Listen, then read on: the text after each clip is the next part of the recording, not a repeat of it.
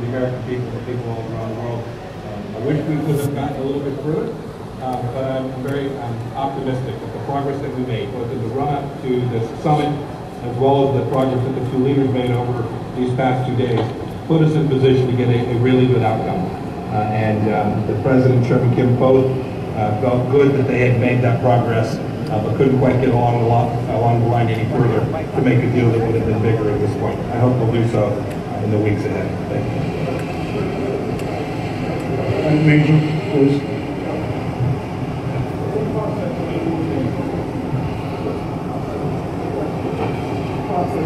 More difficult than we thought, and was the North Korean demand for lifting of some sanctions a real sticking point here, and that you got how to do that, and they did. It was about the sanctions. Basically, they wanted the sanctions lifted in their entirety, and we couldn't do that. They were willing to denuke a large portion of the areas that we wanted, but we couldn't give up all of the sanctions for that.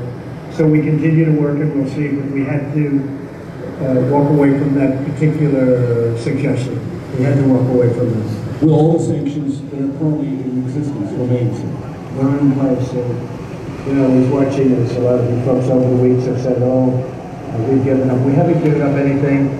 And frankly, I think we'll end up being very good friends with Chairman Kim and with North Korea, and I think they have tremendous potential. I've been telling everybody, they have tremendous potential, unbelievable potential, but we're going to see. But it was about sanctions. I mean, they wanted sanctions lifted, but they weren't willing to do an area that we wanted. They were willing to give us areas, but not the ones we wanted. John?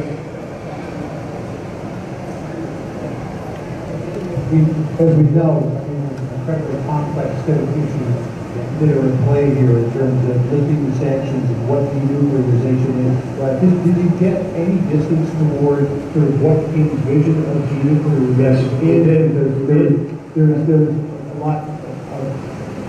line of thinking that he wants to keep some nuke. Yeah. I mean, would you allow him to do that? Well, I don't want to comment. Excuse me. I don't want to comment on that exactly, but he has a certain vision. And it's not exactly our vision, but it's a lot closer than it was a year ago. And I think, eventually we'll get there. But for this particular visit, we decided that we had to walk, and we'll see what happens. Look, we have a gentleman nobody's ever heard of that one. Sean Hannity, what are you doing here, Sean Hannity? Should we let him do a question? I don't know. Yeah, John? Go ahead. Yeah. So, if he wants the sanctions completely off, if you want more on denuclearization, how can you bridge that gap between now and the next time you might sit down? Good time. It'll be bridged at a certain point. But there is a gap. We have to have sanctions, and he wants to denuke, but he wants to just do areas that are less important than the areas that we want. We know the country very well, believe it or not. We know every inch of that country, and we have to get what we have to get, because that's a big give. Yes, Sean, please. I work in radio and TV. Mike's on. Mr. President, thank you. Mr. Secretary, good to see you. Mr. President, if you could elaborate a little bit more. We had some history. President Reagan walked away in Reykjavik. A lot of condemnation at the time, and it ended up working out very well in the end for the United States. Was this mostly your decision, and what message would you want to send Chairman Kim as he's listening to the press conference about the future and your relationship? Well, Sean, I don't want to say it was my decision, because what purpose is that? I want to keep the relationship, and we will keep the relationship. We'll see what happens over the next period of time. But as you know, we got our hostages back. There's no more testing. And one of the things, importantly, that Chairman Kim promised me last night is, regardless, he's not going to do testing of rockets and nuclear.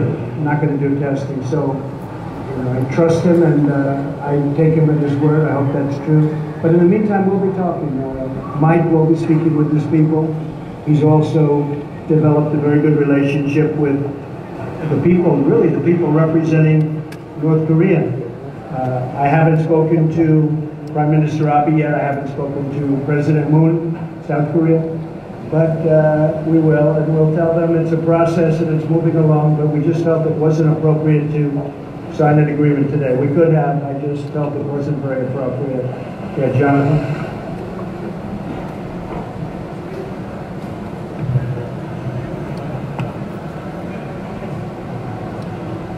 Thank you, Mr. President. Two questions for me. First, did you learn anything new about Chairman Kim for this meeting? And secondly, of course, while this was going on, the drama back in Washington, your former lawyer, Michael Cohen, who worked for you for 10 years, his office right next to yours, right by yours at Trump Tower, he called you a liar, a con man, a racist. What's your response to Michael Cohen? Well, it's incorrect, and you know, it's very interesting because I tried to watch as much as I could. I wasn't able to watch too much because I've been a little bit busy. But I think having a fake hearing like that and having it in the middle of this very important summit is really a terrible thing. They could have made it 2 days later or next week, and it would have been even better. They would have had more time. But having it during this very important summit is sort of incredible. And he lied a lot, but it was very interesting because he didn't lie about one thing. He said, no collusion with the Russian hoax. And I said, I wonder why he didn't just lie about that too, like he did about everything else. I mean, he lied about so many different things. And I was actually impressed that he didn't say, well, I think there was collusion for this reason or that. He didn't say that. He said, no collusion. And I was a little impressed by that, frankly. He could have gone all out. He only won about 95% instead of 100%. But the fact is, there is no collusion, and I call it the witch hunt. This should never happen to another president. This is so bad for our country, so bad. You look at this whole hoax. I call it the Russian witch hunt. I now add the word hoax. It's a very, very bad thing for our country. But I was impressed with the fact that he, because the most important question up there was the one on collusion, and he said he saw no collusion. So we'll see what happens, but it was pretty shameful, I think. Yes, ma'am, please. President Trump. How about one of you instead of you? Well, actually, I do have the microphone, I guess, so, excuse me. Person in the front. Go ahead. No. I want you. Excuse me. Thank you. What was the atmosphere like when you walked away from the negotiations table? I think it was very good, very friendly. This wasn't a walk away like you get up and walk out. No, this was very friendly. We shook hands. There's a warmth that we have. I hope that stays. I think it will. But we are, we're positioned to do something very special. This has been going on for many decades. This isn't me. This should have been solved during many presidential runs, and people talked about it. They never did anything. I get a kick out of so many people from past administrations telling me how to negotiate when they were there. In some cases, for 8 years, they did nothing. But I think the relationship was very warm, and when we walked away, it was a very friendly walk. Mike, you might want to speak to that person. I agree. I talked with my counterparts as well. Look, we hope we can do more, but everyone's very focused on how we continue to build on this. We are certainly closer today than we were 36 hours ago. We were closer then than we were a month or two before that. So real progress was made. I think everyone had hoped we could do this a little bit better, but the departure was with an agreement that we would continue to work on what has been an incredibly difficult problem. Both sides are resolved to achieve it, and everyone walked away in that spirit.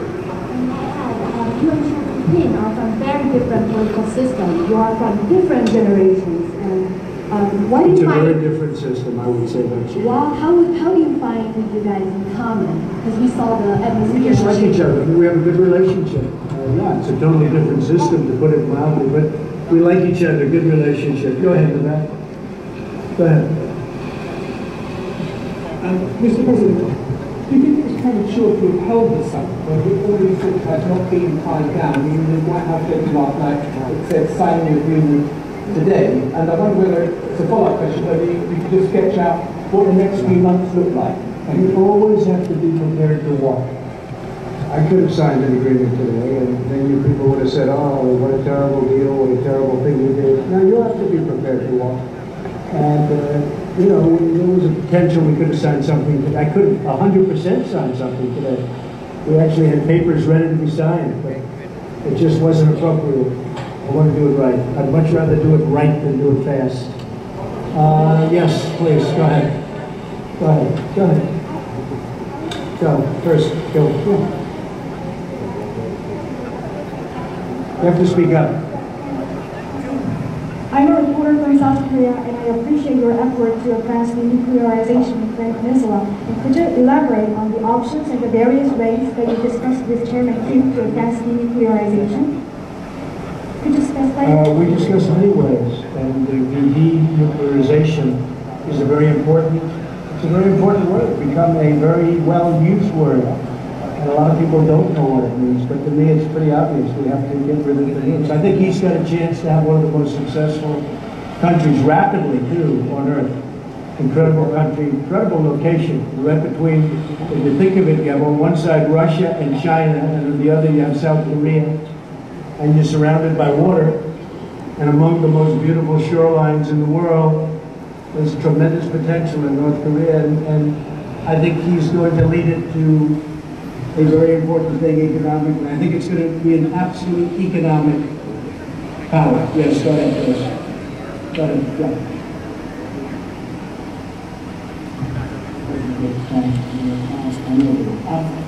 6 months ago, when you spoke, or 8 months ago, in Singapore, you said if you didn't have something in 6 months, you could come back and ask you about it. In that time, you have seen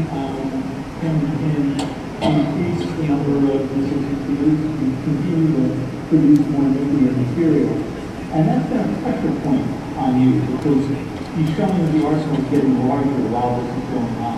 Well, some people there are saying that, and some people are denying that. They have shots from above, way above, and some people are saying that, and some people aren't. But I could have taken that out today, but I think you and others would have said we didn't get enough of what we'd be giving up. So, and you know, don't forget we're partners with a lot of countries on this. If you think about it, with the sanctions. We have a whole big partnership with the United Nations and many countries, including Russia, China, and others. And then, of course, South Korea is very important to this whole thing in Japan. I don't want to do something that is going to violate the trust that we built up. We have a very strong partnership. Can you just give us a little more detail? Did you get into the question of actually dismantling the young complex? Yes. And does he seem willing ultimately to take all of that out?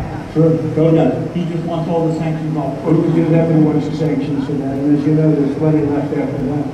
And I just felt it wasn't good. Mike and I spent a long time negotiating and talking about it to ourselves. And just, I felt that that particular, as you know, that facility, while very big, it wasn't enough to do what we were doing. But you planned to do Yum Yum and you wanted more than that, I assume. We had to have more than that. Yeah, we had to have more than that. These are other things that you haven't talked about, that you haven't looked about, that we found, and we have to have. That was done a long time ago, but the people didn't know about. Including the uranium. The second uranium. Exactly. And we brought many points out that I think they were surprised that we knew. But we had to do more than just do one level, because if we did the one level, we gave up all of that leverage. It's been taking a long time to do. And I want to take out that second. David, I want to take off the sanctions so badly, because I want that country to grow. That country has got such potential, but they have to give up all. We could have done that deal. Mike, you want to speak to that? Well, David, there are also timing and sequencing issues that were associated with that as well. We didn't quite get across the finish line as well. But remember, too, even that facility, the beyond facility, all of its scope, which is important for sure, still needs missiles, still needs warheads and weapon systems. So there's a lot of other elements we just couldn't get to. And all those involved. Yes, there's a declaration. So all of those things, we couldn't quite get there.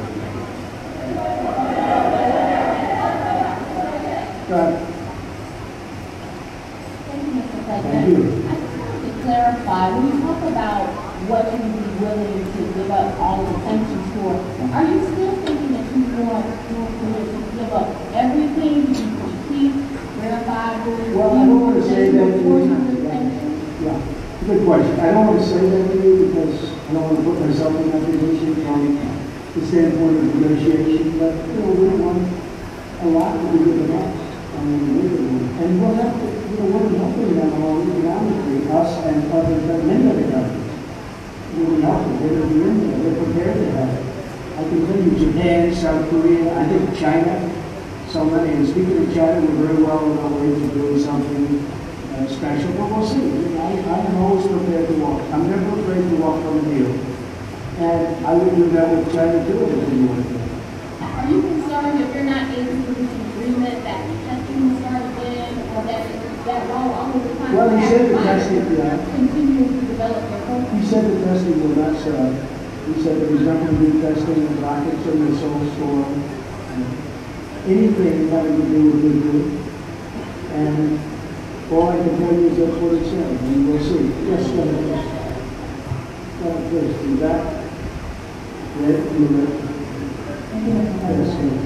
President Jones, I have a question about China that we were talking about. You talked about how many rules you might feel about economically and the fact that you talk or no talk to the and comments out there.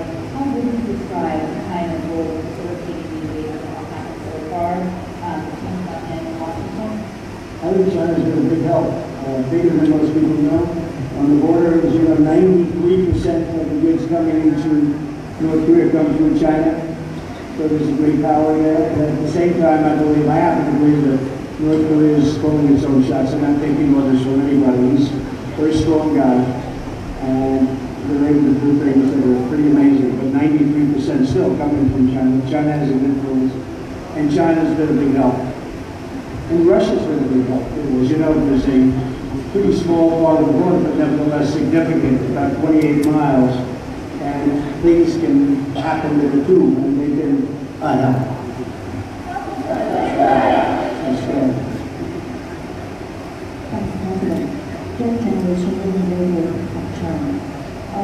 In your meeting with Chairman this morning and yesterday, when we talked about China, if so, what can you share with us today? And you probably will have the environmental summit in March with Chinese National Committee.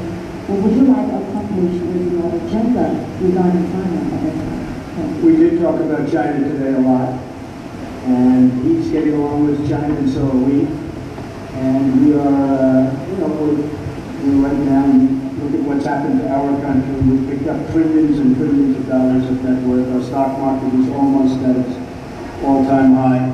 Our economy is incredible. Our unemployment numbers are among the best we've ever had in our history. Individual groups like African Americans, women, you just take a look at any group, Hispanic, you saw that just came out, the best in history, African American best in history. So many different numbers are coming out so good. So we have the strongest economy, probably, possibly, that we've ever had. Fiat Chrysler just announced that they're going to spend $4.5 billion right next to Detroit in Michigan. They're building a tremendous plant. It's actually an expansion of another plant. It's going to double up their jobs and more than that. A lot of great things are happening. And with China, they're having some difficulties, But I think that a lot of the difficulties because of the tariffs that they're having. And in addition to that, we're putting a tremendous amount of money. You saw trade deficits went down last month. Everyone was trying to find out why. Well, we're taking a lot of tariff money, and it's going right to the bottom line, and it has reduced the trade deficit. So we'll see what happens with China. I think we have a very good chance. Their numbers are down, but I don't want that. I want them to do great. But we've been losing anywhere from $300 to $500 billion a year with China for many, many years. And again, like other things, many presidents should have done this before me, and nobody did. So we're doing it. Go ahead. Thank you, Mr. Chair Carroll from NK News, specialist in North Korean news. What's your message for President Yoon, who's effectively reached the glass ceiling as far as inter-Korean cooperation is concerned, due to sanctions, and what's next for US ROK growth? Well, I like President Moon very much. We have a great relationship. Believe it or not, I have a great relationship with almost every leader. A lot of people find that hard to understand, but I mean, some take advantage of our country, like we believe in